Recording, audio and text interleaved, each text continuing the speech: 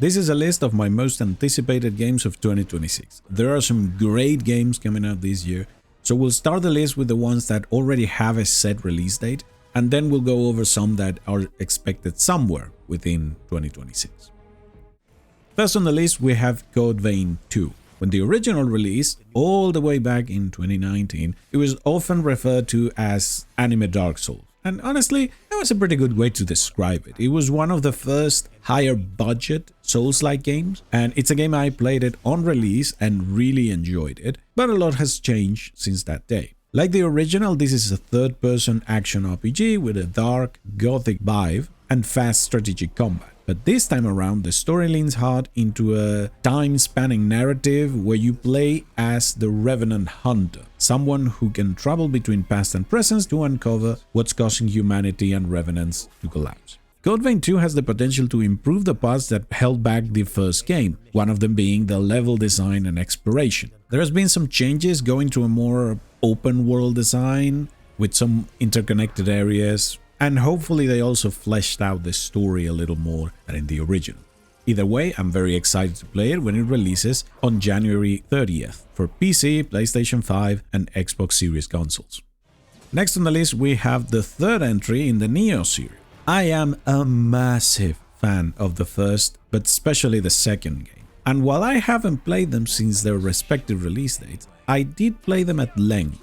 The biggest change here is the ability to switch between samurai and ninja combat styles. One, the samurai, it's heavier and more methodical, slower as well, and the shinobi or the ninja, it's faster and more evasive. Team Ninja is also moving toward a larger, more open areas instead of strictly segmented missions, which could help the world feel a bit less rigid. This way you can explore a bit more instead of, going back to the menu, essentially, when you finish a mission. Recently, a demo was announced for PC and PS5 on January 29th, where you will be able to try it out for yourself. It comes out only a week after Code Vein 2 on February the 6th on PS5 and PC via Steam. It's gonna be a busy week. Next up, we have the big boy, Crimson Desert.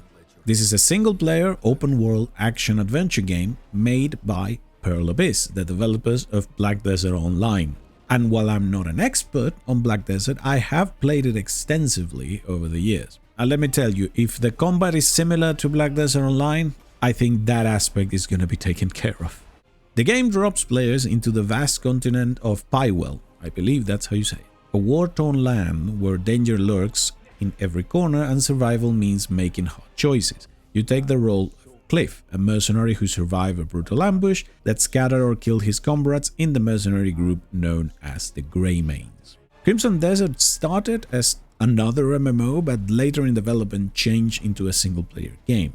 It really got everyone talking when it was announced all the way back in 2019, with its insanely good graphics and flashy fast-paced combat. But over the years, we have honestly seen how ambitious the game really is, focusing on making its open world feel alive with a bunch of systems that you will be able to interact, an enormous amount of NPCs, side missions. We have seen Cliff riding a dragon. It's honestly a lot to like in here. It honestly reminds me of Black Myth Wukong, in a sense that it's a game that has always felt too good to be true, but it ended up delivering. And hopefully Crimson Desert can do the same. I am certainly looking forward to play it when it comes out on March 19th for PC, PlayStation 5 and the Xbox Series consoles.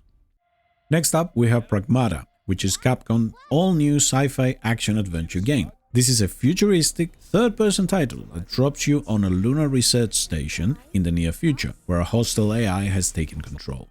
You play as Hugh, a spacefarer stranded out there, and you team up with Diana, an android companion, which is the little girl that you've seen in the trailers. I remember seeing this game for the first time all the way back in 2020 when it was first announced, and falling completely in love with the aesthetic and the character design. After seeing more of the game, what intrigues me the most, honestly, is the teamwork angle. You are essentially controlling two characters at the same time, and with Diana's hacking abilities, it could give a very unique rhythm compared to, more typical third-person adventure games.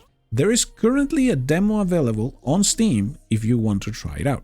After honestly many delays, Pragmata is finally coming out on April 24th on PC via Steam, PS5, Xbox Series and Nintendo Switch 2. Now, before we go to the last game on the list, and honestly my most anticipated game, I do have some honorable mention, mostly because they don't have a solid release date yet, but they are expected to come out within 2026. First off, we have Marvel's Wolverine. This is an action-adventure game from the makers of Marvel's Spider-Man, Insomniac, heading exclusively to PS5 in fall 2026. It focuses on brutal claw combat, Logan's personal journey, and a story that looks darker and heavier than in the Spider-Man game. While I personally love the first Spider-Man game, I was kinda disappointed by the sequel. I still believe Insomniac can absolutely deliver with this one. Next, The Expanse, Osiris Reborn. This is a third-person action RPG set in the world of The Expanse, and while I haven't read any of the books, I did watch the TV show that I absolutely love.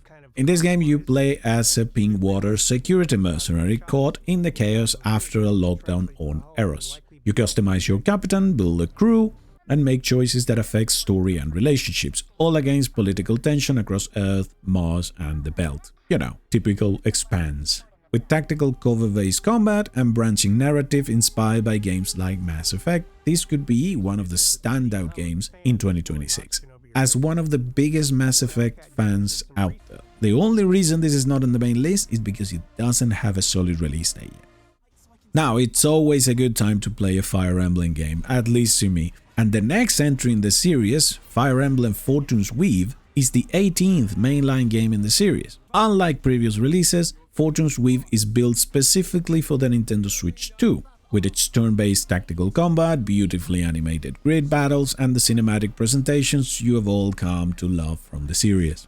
The reveal trailer introduces a story center around the Heroic Games, a grand competition held in an impressive coliseum where warriors enter for deeply personal reasons, whether it is to save a loved one or to prove their strength on the battlefield. Next up, The Blood of Dawnwalker is a dark fantasy action RPG arriving allegedly in 2026, where you play as Cohen, a half-human, half-vampire Dawnwalker trying to save his family in a plague-ridden 14th century Europe taken over by vampires. The game mixes choice-driven narrative with day-night combat loops and sequences that shape your story, making it feel like a reactive world that you can tailor to your playstyle. If you're a fan of the Witcher games like me, I think there is a lot to like about this one. Okay, let's get something that is not an RPG or an action game for a while. Warhammer 40k Dawn of War 4, the next big real-time strategy game in the iconic Dawn of War series. Developed by King Art Games and published by Deep Silver, it's coming exclusively to PC and brings back the large-scale battles, base building and tactical combat that the fans of the series know and love. Man, do I love myself a good RTS. Ever since I played Age of Empires 2 for the first time, I'm really looking forward to this one. Tides of Annihilation, it's a fantasy action-adventure where you play as Wenderling, surviving a supernatural invasion that warped London into a mythic battlefield. You summon spectral knights of the Round Table to fight alongside you, face giant Roman foes, and uncover the mysteries behind the broken world. This is yet another game that looks too good to be true, but once again, after Wukong, I'm willing to hope that it can live up to my expectations.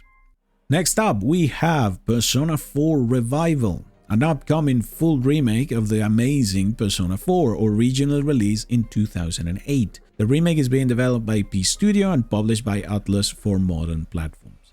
Honestly, what can I say about Persona 4? If it's half as good as the Persona 3 remake, then it's going to be amazing. One of my favorite JRPG franchises. Now, with that out of the way, finally, the last game on the list, and personally, my most anticipated game of 2026. If you paid attention to the games on this list, it will come as no surprise. It's Half-Life 3. No, I'm kidding. A man can dream, okay? Really, it's Phantom Blade Zero. This is a stylish, Uji-inspired action RPG, and while it may look like a Souls game, there is certainly quite a bit of inspiration here. From what I've seen, this is in fact not Souls-like game, as is more similar to something like Ninja Gaiden than actual Dark Souls. In this game, you play as Soul, yeah I know, a warrior framed for his master's death and cursed with 66 days left to live. Hunted by former allies, he must battle through broken world of assassins, conspiracies, and brutal confrontations, all while unlocking powerful weapons and techniques called Phantom Edges. Phantom Blade Zero has a very flashy and fluid combat. You can equip 2 weapons at a time and switch between them at will from up to 22 different weapons, each with its own moveset. Overall, it looks absolutely incredible, really fun, and I cannot wait to play it when it finally releases on September 9th for PC and PlayStation 5. And there we have it. These are my most anticipated games of 2026. Sure, there are a few more that I could sneak in there. One in particular comes to mind, but I'm really keeping my expectations in check with that one. So tell me, is there any game on this list you didn't know about? And what is your most anticipated game of the year? Let me know in the comments below. Hope you enjoyed the video, and as always, I'll see you in the next one. Bye bye.